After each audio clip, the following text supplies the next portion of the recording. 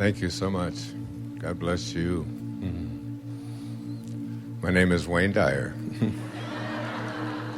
I'm 72 years old, and I have sex almost every day.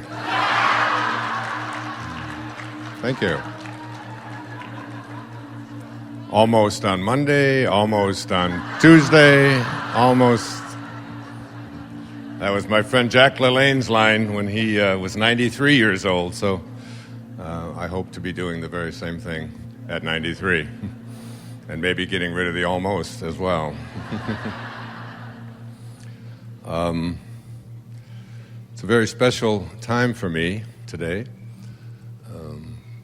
In a few hours, I'll be picked up at the hotel and taken over to JFK with two of my daughters.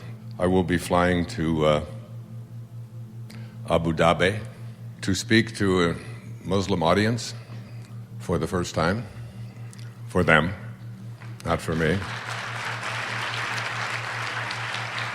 By the invitation of the royal family of the United Arab Emirates, with an opportunity to bring a message of peace and love in our hearts, so that we all recognize that we're all one. We're all one. We don't need to fight each other. All we need to do is extend love to each other. Divine love has been a very big theme in my life for the past year. I've just completed the writing of a book that I started on the 27th of June. And on the 26th of June, I had no idea that I was going to start writing a book on the 27th of June, nor even the subject matter. It was just one of those moments that I took a pen to hand and sat down and wrote by hand every single day. I live on Maui. I have 8 children. Many of them came there to be there with me in the summer and took over my place and also my office. They brought themselves there to sleep. So I rented a place of my own and spent $32,000 in order to keep the internal adrenaline going. And I wrote 5, 6, 7 hours every single day, a book called I Can See Clearly Now. And it was a look back at the events, the significant events of my life that have impacted the journey that I have taken from the time that I spent those first 10 years of my life in a series of foster homes and orphanages, right up to the present moment. 60 chapters, 144,000 words, and not one day did I miss of writing. You know, one of the great teachers in my life was a man named Mevlana Jalaluddin Rumi. Mevlana means our master in Farsi. Jalaluddin Rumi was a great poet, died in the year 1273, and is considered to be one of those people who lived at Christ consciousness. Was a contemporary of St. Francis of Assisi. They shared the planet 19 years. Francesco passed away in 1226. Rumi had one of his most famous lines. He said, "When you are born, a ladder is placed before you to help you to escape from this world." And I've been on that ladder very profoundly, and especially in the last year. And for me, I have an image in my mind of that ladder and the steps that I have taken to get to the top of that ladder. And each one of those is a rung that I moved up from my earliest experiences to when I began studying and teaching in the world of psychology and into the world of spirituality. And where I've come to is that there's like a scaffolding at the top of that ladder, and I've reached that, and I'm walking along this scaffold in my own mind, and I know that there's no more steps to take. There's no more rungs. That the next step that I take is a step that doesn't need a ladder. It doesn't need any form. It's a recognition that we can move to a higher and higher place.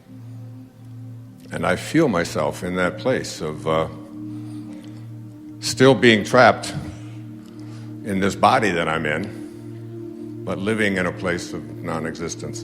And I walk along that scaffold always wondering, what's the next step? And the next step is not death.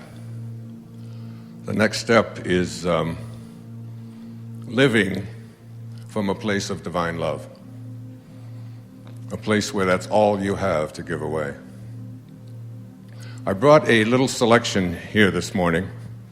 I was reading this last night, thinking about what I'm going to do here today, because I was on QVC the last, it's a few hours ago in Philadelphia, and I drove up here, and I was in Hawaii the day before that, and I'll be in Abu Dhabi tonight.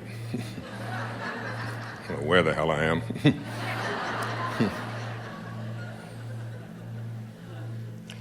This is called pain. Pain is a sign illusions reign in place of truth. Pain is a wrong perspective when it is experienced in any form. It is a proof of self-deception. It is not a fact at all. There is no form it takes that will not disappear if seen all right. Nothing can hurt you unless you give it the power to do so. Pain is but the sign you have misunderstood yourself. Do you not see that all of your misery comes from the strange belief that you are powerless? Seek not outside yourself, for all your pain comes simply from a futile search for what you want, insisting where it must be found. Look about the world and see the suffering there. Is not your heart willing to bring your weary brothers rest? They must await your own release. They stay in chains till you are free. Pain is the ransom you have gladly paid not to be free. Pain is the ransom you have gladly paid not to be free. It is your thoughts alone that cause your pain. Nothing external to your mind can hurt or injure you in any way. There is no cause beyond yourself that can reach down and bring oppression. No one but yourself affects you. No one but yourself affects you. There is nothing in the world that has the power to make you ill or sad or weak or frail. But it is you.